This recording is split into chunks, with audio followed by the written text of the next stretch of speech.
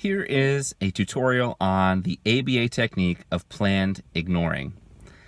Do you remember when you were in school, maybe this happened to you, maybe it didn't, but when there was like a really annoying person that had a crush on you, like someone you just couldn't stand, and they're giving you all this unwanted attention.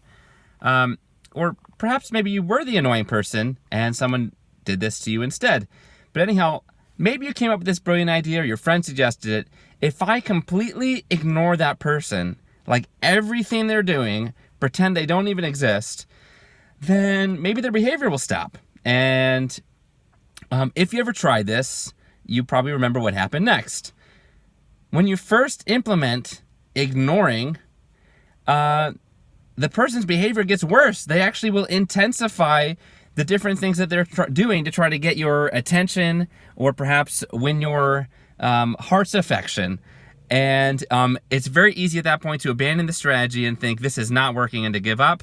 Or if you did press through those difficult moments, then you likely eventually got the result you wanted, which is at some point they have to move on if you successfully just ignored them on an ongoing basis.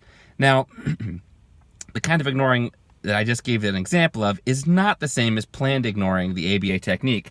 However, there are a lot of similarities, and that example does show behavioral principles at work.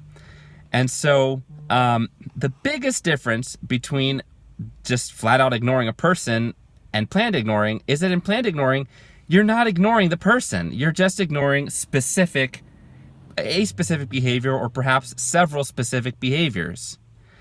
Most of the people that are using planned ignoring are parents or professionals working with a client or with their kid. And so it doesn't work to completely ignore the person. Plus, all kinds of other behaviors might emerge at that point anyway. So, speaking of behaviors, let's just back up for a moment. All behavior serves a purpose. It has a function. There's basically two main functions if you kind of break it down, and that is either the person displaying the behavior is trying to gain something, like gain access to something, or they're trying to avoid something, like get out of doing something or not be in a certain place they hate or something. But they're either trying to gain something or avoid something. And so whatever behavior it is that we're going to use planned ignoring with, we want to keep in mind what the purpose of it is. And I'm going to say this as well.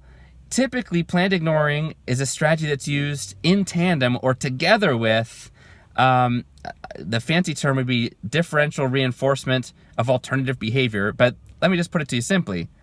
We're going to try to reward like a different version of behavior, like that's aimed at the same goal, but that's much better behavior at the same time that we're ignoring the behavior we want to go away. Let me just give an example so this gets more real quickly here.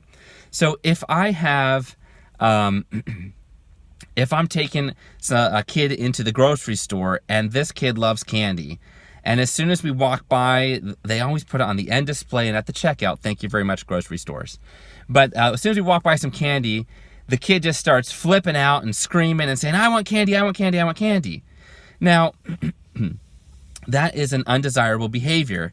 And so with planned ignoring, I would ignore the child screaming. That often will result in the child screaming more or perhaps doing other behaviors, possibly even escalating, like maybe breaking something or throwing things or trying to dart to get it. And so it's recommended, or at least I recommend, that when you're using planned ignoring, that you also then are trying to reward the behavior you do want to see. And so if the kid were to say, can I have some candy? I would respond to that with an answer, because that way of asking is much more desirable than the screaming behavior.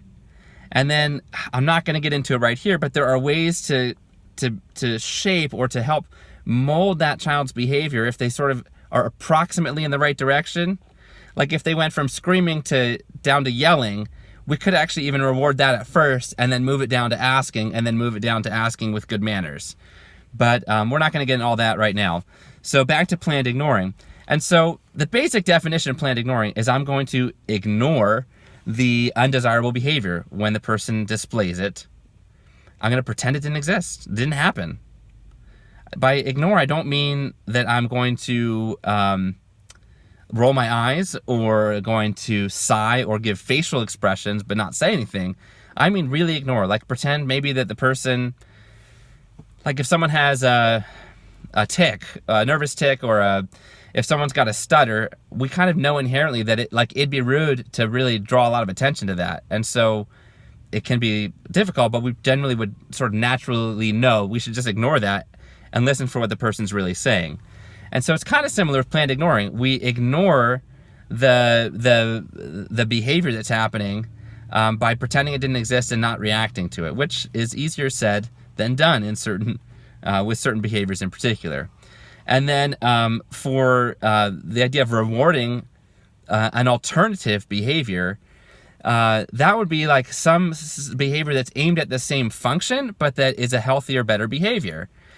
Like in the case of the kid wanting candy, the goal of their behavior of screaming was to have me give in and get them candy. They wanted access to the candy. But if they ask me, that's a much better way and a much more socially acceptable way to acquire candy. And so I would reward that. And at first I would probably reward it by, if they asked me instead of screaming, by getting them candy. But then obviously we could, like I said, change it over time. But let's just use another example here. So if I've got like a client that does perseverative speech, meaning that they say the same thing over and over again. Maybe they're saying, take me out for a ride, take me out for a ride. Or maybe they're saying that I want to be with such and such person. I want to be with such and such person. Or whatever the case may be. How would we use planned ignoring in this instance? Well, what we would do is, or what I would do is, we'd try to figure out what's the purpose of this, what's the function of this behavior. Are they just trying to get my attention? A lot of times, clients of mine that have perseverative speech have very limited vocal skills. Verbal skills rather, and so they're just trying to interact with the world around them. That's all they can do. And so that would be trying to get attention, or it might be that they're trying to get access to something. Like if they're asking, say, for like a certain item on Amazon over and over and over again, I want this, I want this, I want this, then they're probably just trying to gain access to that, and they don't have the capacity to order it for themselves. And so they're telling me that because they think I can get that for them. And so those are two different functions, but the same type of behavior could show up for it. And so here's what I need to do.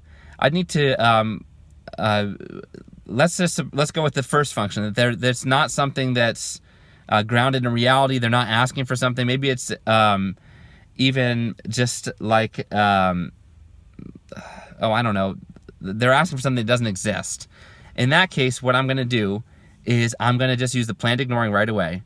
And I'm going to pretend they didn't say that. And so if I was already interacting with them, I will continue interacting with them as if they didn't say it. If I'm not interacting with them, like if they just called out and I was walking by and said that, then in that case, I would wait like at least 5 seconds before I might start to interact. And it would kind of just be depending on whether or not I was planning on interacting with them then or not. What will happen is they will learn that behavior doesn't work. Now, just like our original example, at first, if I've not been doing this, let's suppose, for example, I've been answering them like 1 out of every 10 times. That's actually worse than if I was just answering them probably every single time, because that is telling them that they need to keep pushing the behavior harder and farther and maybe more intense. And so that's something to be aware of, that at first it's going to intensify in all likelihood when I begin this intervention. And so that's where I want to be ready to, like if they're just trying to get my attention, they're saying something that's not grounded in reality, some kind of delusional statement, then I would try to make sure I'm providing plenty of attention on a regular basis to this client. Or if we're in the middle of an interaction, then I'll just pretend they didn't say it and keep interacting with them.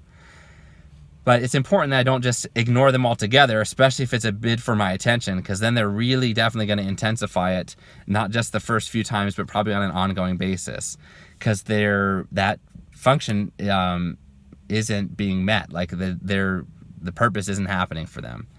And so, and then the other example is if they're trying to get something. In that case, I would try to use other cues. Like if they want to go out and we're going out in an hour, I'd use a visual timer, set it up. In an hour, we'll go out. So I would answer them the first time. And then after that first time, the next couple times they ask, I might point to the visual timer. Or if it's happening on a different day, I'd get a calendar. I'd mark which day on the calendar the event is happening that they're excited about. And then again, the first time or two if I'm coming on shift or if I'm just seeing them again for the first time in a while, I would answer them the first time. I would point to the calendar. I'd say, look at your calendar. This is the day it happens on. But then after that first time, and after maybe pointing maybe 2 times after that, by like the third, fourth time, I would completely ignore that behavior. I would use the planned ignoring, completely ignore it. And in that case, over time, the behavior should go down. It might intensify at first, especially if I've always been engaging them on it. So 1 or 2 other quick tips, and then we'll wrap it up. I said it before, but this is a big thing. Do not react. Did you catch that? Don't react. It's so hard not to react to certain behaviors.